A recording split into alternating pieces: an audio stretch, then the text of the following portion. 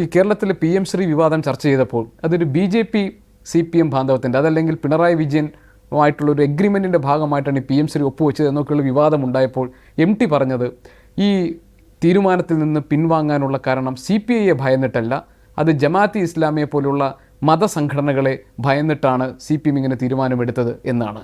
എന്തടിസ്ഥാനത്തിലാണ് താങ്കൾ അങ്ങനെ ഒരു നിരീക്ഷണം നടത്തിയത്?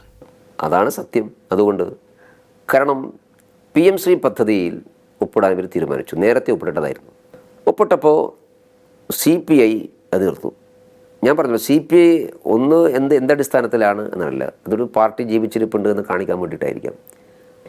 ഇനി ഞാൻ കണ്ടത് CPI തടസ്സം നിന്നുകൊണ്ട് കേരളത്തിൽ ഏതെങ്കിലും ഒരു പദ്ധതിയിൽ നിന്ന് LDF ഗവൺമെൻറ്, പിണറായി വിജയൻ്റെ ഗവൺമെൻറ് പുറകോട്ട് പോയിട്ടുണ്ടോ? ഒരു പദ്ധതിയും പുറകോട്ട് പോയിട്ടില്ല. അങ്ങനെ CPI പല പദ്ധതിയോടും എതിർപ്പ് പ്രകടിപ്പിച്ചിട്ടുണ്ട്. ഈ പർട്ടിക്കുലർ വിഷയത്തിൽ മാത്രം എന്താ CPIയുടെ നിർബന്ധ ബുദ്ധിക്ക് വഴങ്ങുന്നത്? അതാണ് ഞാൻ പറഞ്ഞത്, CPIയുടെ നിർബന്ധ ബുദ്ധിക്കല്ല വഴങ്ങിയത്.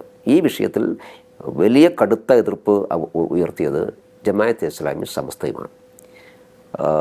CPM ഇപ്പോൾ സമസ്തയിൽ മെല്ലെ സ്വാധീനം ഉണ്ടാക്കി, സമസ്തക്കകത്തൊരു ഡിവിഷൻ ഉണ്ടാക്കി, ആ സമസ്ത ഞങ്ങളുമായിട്ടൊരു ധാരണയിൽ പോകണം എന്ന് ആഗ്രഹിക്കുന്നൊരു പാർട്ടിയാണ് ഇപ്പോൾ CPM.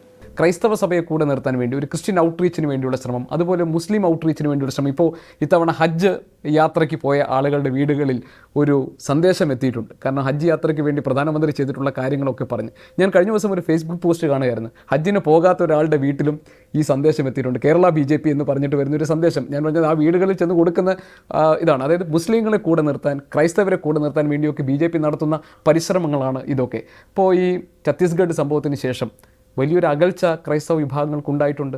പിന്നെ ഇവിടെ ഈ ഹജ്ജ് യാത്രയുമായി ബന്ധപ്പെട്ട് ഇങ്ങനെ നൽകുന്ന ഈ സന്ദേശം, ഇതൊക്കെ വോട്ടുകളായി മാറുമെന്ന് BJP കരുതുന്നുണ്ടോ, അതോ ഇതൊരു സങ്കല്പമാണോ?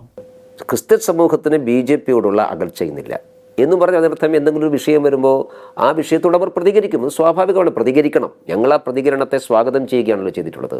ഇപ്പോൾ ഛത്തീസ്ഗഡിലെ വിഷയമുണ്ടായപ്പോൾ കേരളത്തിലെ ക്രൈസ്തവ സഭാ നേതൃത്വം അതിനോട് പ്രതികരിച്ചതിനെ ഞങ്ങൾ വിമർശിച്ചിട്ടില്ലല്ലോ. ഞങ്ങൾ ആ വിമർശനത്തെ പോസിറ്റീവായിട്ട് ഉൾക്കൊണ്ടു. കാരണം അതൊരു വിഷയം വരുമ്പോൾ പ്രതികരിക്കും, സ്വാഭാവിക പ്രതികരിക്കണം. അവരുടെ നിലപാടുകളെ പക്ഷേ അതേ സഭാ നേതൃത്വം തിരിച്ചു പറഞ്ഞല്ലോ.